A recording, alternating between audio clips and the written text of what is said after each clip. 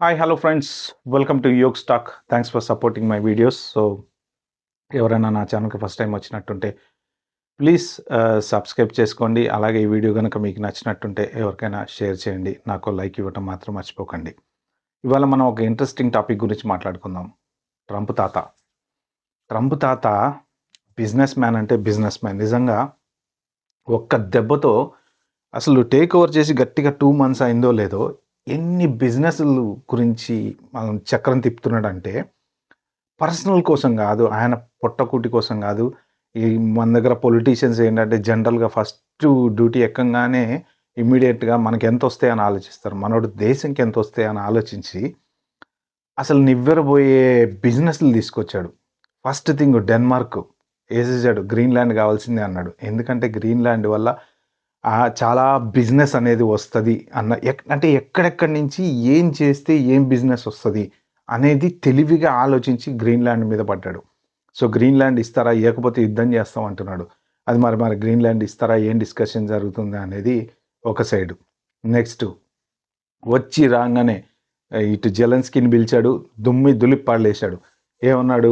"భయ్యా ఏంది చెప్పు? ఈఎంఐ ఎప్పటి నుంచి స్టార్ట్ చేస్తావు? మాకు ఇయ్యాల్సిన డబ్బులన్నీ ఎప్పుడు ఇస్తావు" అన్నాడు. మొన్నటిదాకా ఏంటంటే వీళ్ళు $60 బిలియన్ ఇచ్చారు. అడిగినంత ఇస్తున్నారు. యుద్ధం చేయి అంటున్నారు. ఎందుకంటే కత్తులు, తుపాకులు అమ్ముకుంటున్నారు. మంచిగా బిజినెస్ నడుస్తుంది. డబ్బులు ఇస్తున్నారు.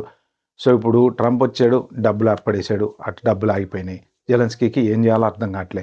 డబ్బులు ఆపటం పక్కన పెడితే మేమిచ్చిన డబ్బులు తీసుకురా అంటున్నాడు. సో, ఇప్పుడు ఈయన యుద్ధం చేసుకోవాలనా? వాళ్ళ డబ్బులు తెచ్చి ఇయ్యాలనా? ఏం చేయాలో తెలీదు. సో, అటుపక్క రష్యాతో మాట్లాడి నేను సెటిల్ చేస్తా. నువ్వేం టెన్షన్ పడకు. మనం చూసుకుందాం అన్నాడు. ఏందా సెటిల్మెంటు అంటే ఇప్పుడు జెలెన్స్కీ ప్రెజెంట్ ఇవాళో రేపో వైట్ హౌస్‌కి ఎళ్తున్నాడు ట్రంప్‌తో మాట్లాడడానికి. నేను మంచి డీల్ తీసుకొచ్చా అని చెప్పి ఎగురుతున్నాడు ట్రంప్. ఏంటంటే యుక్రెయిన్‌లో రేరెస్ట్ ఇన్ ద రేర్ కొన్ని ఎర్త్ మినరల్స్ ఉన్నాయి. అంటే టైటానియము, యురేనియము ఇలా అంటే అవి చాలా వెరీ వాల్యుబుల్ ఉన్న మెటీరియల్స్ అన్నమాట. సో, ఆ మెటీరియల్స్ ఉన్న ప్లేస్ మొత్తం తనకి దాంట్లో 50% వాటా కావాలి అని చెప్పి ట్రంప్ అడిగాడు. సో, ఆ డీల్ సైన్ చేసుకోవటానికి ఇప్పుడు జెలెన్స్కీ అమెరికా ఎళ్తున్నాడు అని చెప్పి న్యూస్. మరది ఎంత డీల్ సైన్ చేసుకుంటాడో మొత్తం కావాలంటాడా? 50% కావాలంటాడా? ఏంటి అనేది తెలీదు. మరిది ఈయన సైన్ చేస్తా, ఓకే నీకు 50% ఇస్తా. కానీ మాకేంది మరి యుద్ధం చేయడానికి సపోర్ట్ చేస్తావా అని జెలెన్స్కీ అడుగుతాడో అడగడో ఏం జరుగుతుందనేది తెలీదు. అంటే ఇక్కడ బిజినెస్ ఏంటంటే ఇప్పుడు ఆ మెటీరియల్స్ గనక వీళ్ళ దగ్గర ఉంటే అవి చాలా చోట్ల వాడుతుంటారు. ఎన్నిటికో వాడుతుంటారు. శాటిలైట్ కమ్యూనికేషన్ కానీ, ఇంకొక దానికని. ఎందుకంటే అవి ఆ మెటీరియల్ వలన ఎక్స్‌పెన్సివ్ డివైసెస్ తయారు చేస్తూ ఉంటారు. ఇప్పుడేంటి ఆ మెటీరియల్ వీళ్ళ దగ్గర అమెరికా వాళ్ళ దగ్గర ఉంటే బిజినెస్ అగైన్. అమెరికాకి బోలెడంత డబ్బులొస్తాయి. అలాగే ఈ యుక్రెయిన్‌తో యుద్ధం చేస్తా రష్యా కొంత భూభాగాన్ని ఈ యుక్రెయిన్‌లో ఆక్యుపై చేసింది. ఆ ఆక్యుపై చేసిన చోట గూడా ఇలాంటి మినరల్స్ కొన్నున్నాయన్నమాట. మరి రష్యాలో గూడా పార్ట్నర్‌షిప్ అడుగుతాడా? తెలీదు. అడిగినా అడగొచ్చు. ఎందుకంటే మనోడికి నువ్వు, నేను, అన్న, తమ్ముడు, అక్క, చెల్లి, దోస్తాన్ ఏం లేదు. బిజినెస్. నువ్వు నాకేమిస్తావు? నేను నీకేమిస్తా. అంతే. సో, ఆ సినిమాలో డైలాగ్ ఉంటది చూసారుగా పనేంటి? నీకెంత? నాకెంత? సో, ఆ టైప్‌లో. ఆ!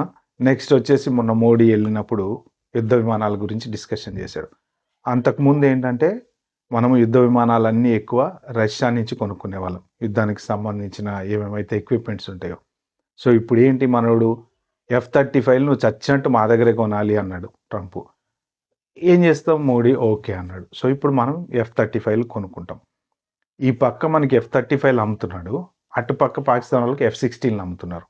అంటే మనం వాళ్ళ దగ్గర నుంచి వచ్చిన F-16 వాళ్ళ దగ్గర నుంచే వచ్చిన F-35 రేపొద్దున యుద్ధాలు లాంటివేమన్నా వస్తే గనక వాళ్ళిచ్చిన ఆయుధాలతోటి మనం కొట్టుకుంటూ ఉంటామనమాట. అంటే బిజినెస్ ఎవరికి పోయింది? వాళ్ళకే పోయింది.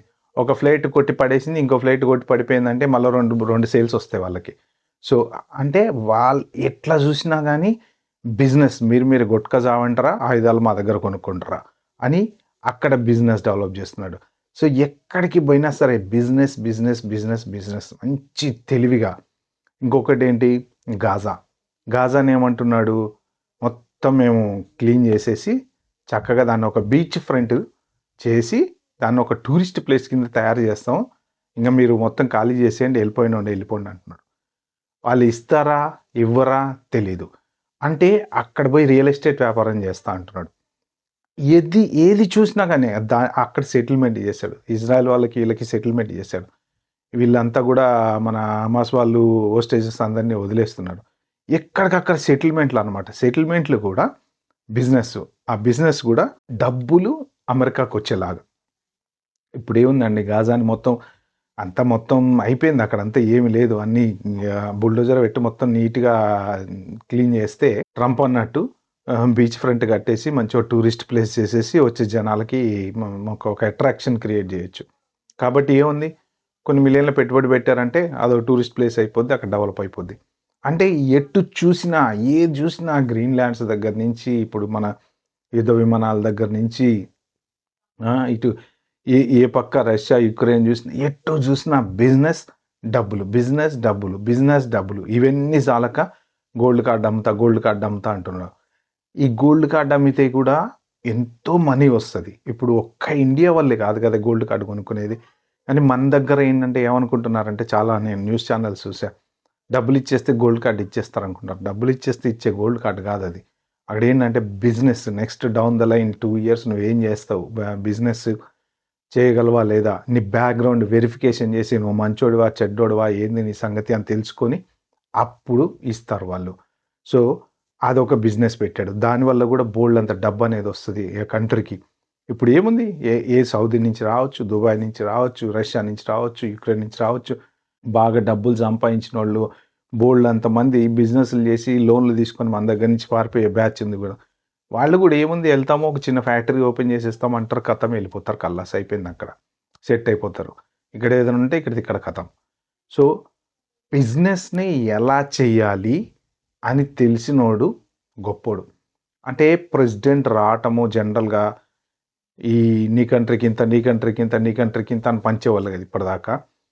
ఇప్పుడు మనోడొచ్చి అమెరికా, అమెరికా, అమెరికా, అమెరికా. నేను అమెరికాని నంబర్ 1 చేస్తా. అంటే వచ్చి రాగానే ఇన్ని రకాల బిజినెస్ డీల్స్ తోటి అమెరికాని ముందుకు తీసుకెళ్తున్నాడు. ఓ పక్క ఇమిగ్రేషన్ తొక్కి పడేస్తున్నాడు. మొత్తం క్లీన్ చేస్తున్నాడు. పనికిమాలిన ఎంప్లాయీస్‌ని అందరిని తీసేస్తున్నాడు.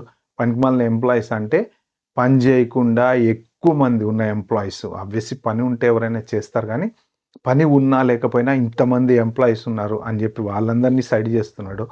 సిస్టమ్‌ని అక్కడ క్లీన్ చేస్తున్నాడు. యూఎస్‌ఏఐడి ఆప్పడేసాడు. నిజంగా అసలు అంటే ఒక కంట్రీ అడ్మినిస్ట్రేషన్ ఏంటి అంటే కంట్రీని క్లీన్ చేయటం. ఆ క్లీన్ మాత్రం ట్రంప్ పర్ఫెక్ట్‌గా చేస్తున్నాడు. అంటే ఇది వేరే దేశాల వాళ్ళకి నచ్చదు. ఎందుకంటే ఇప్పుడు టారిఫ్స్ ఏస్తారు కాబట్టి కెనడా మీద టారిఫ్ ఏసా అంటాడు. మెక్సికో మీద ఏసా అంటాడు. చైనా మీద ఏసా అంటాడు. వేరే గూడ్స్ ఇక్కడికి రావద్దంటాడు. టారిఫ్ ఎందుకు ఎక్కువేస్తున్నాడు అంటే వాళ్ళ గూడ్స్ ఇక్కడికి రావటం తగ్గిందంటే ఇక్కడ ఎవడో కంపెనీ పెట్టుకొని ఇక్కడే గూడ్స్ తయారు చేసుకుంటే అప్పుడు అమెరికాకి లాభం గదా! అమెరికాకి టాక్స్ కడతారు గదా! సో, అంటే ఎంతసేపటికి ఇన్‌కమింగ్ నాకు డబ్బులు, నాకు డబ్బులు, నాకు డబ్బులు అంటే ఆయన పర్సనల్ గాదు. అమెరికాకి. కానీ అలా ఆలోచించేటువంటి ప్రెసిడెంట్లు, ప్రైమ్ మినిస్టర్‌లు గనక అన్ని కంట్రీస్‌కి ఉంటే నిజంగా అన్ని కంట్రీస్ డెవలప్ అయితాయి. ఇప్పుడు ప్రెస్ మీట్‌లో ఏం చెప్పాడు? నేను లాస్ట్ టైమ్ ప్రెసిడెంట్ అయ్యుంటే అసలు ఈ యుద్ధాలే జరిగేవాళ్ళు గాదు. చచ్చిపోయేవాళ్ళే గాదు. యుక్రెయిన్‌లో 1000 సంవత్సరాల క్రితం కట్టినటువంటి హిస్టారికల్ బిల్డింగ్‌లన్నీ కూలిపోయినాయి. ఎంతోమంది పాపం యుద్ధంలో చచ్చిపోయారు. సో, వాళ్ళందరూ గూడా చావకుండా నేను కాపాడేవాడిని అన్నాడు. నిజంగా ఒక రకంగా దట్ ఈస్ ట్రూ అండి. ఎందుకంటే ఇప్పుడు ఒకప్పుడు వీళ్ళు చేసిన పాపం ఏంటి అంటే, ఎక్కడ పోయినా యుద్ధం క్రియేట్ చేయటము, వీళ్ళ ఆయుధాలు అమ్ముకోవటం కోసం యుద్ధాలు క్రియేట్ చేయటము, జనాలు చచ్చిపోతుంటే చూసి ఆనందపడటం. అంటే వాళ్ళకి బిజినెస్ గావాలి, డబ్బులు గావాలి. వేరే దేశాలు ఏమైపోయినా నష్టం లేదు. వాటి వలన ప్రపంచమంతా ఒక క్లిష్ట పరిస్థితుల్లోకొచ్చేసిందిప్పుడు.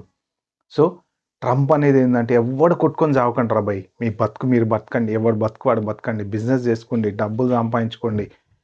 ఏ రకంగా అయినా సరే మీరు ఆర్మీ మీద ఇన్వెస్ట్‌మెంట్ జేయండి. ఆర్మీ ఎక్విప్‌మెంట్స్ మీరు కొనండి మంచిగా. దాని మీద ఇప్పుడు యూరప్‌కి గూడా చెప్తున్నాడు. ఏం చెప్తున్నాడు? మీరు బడ్జెట్ పెంచుకోండి.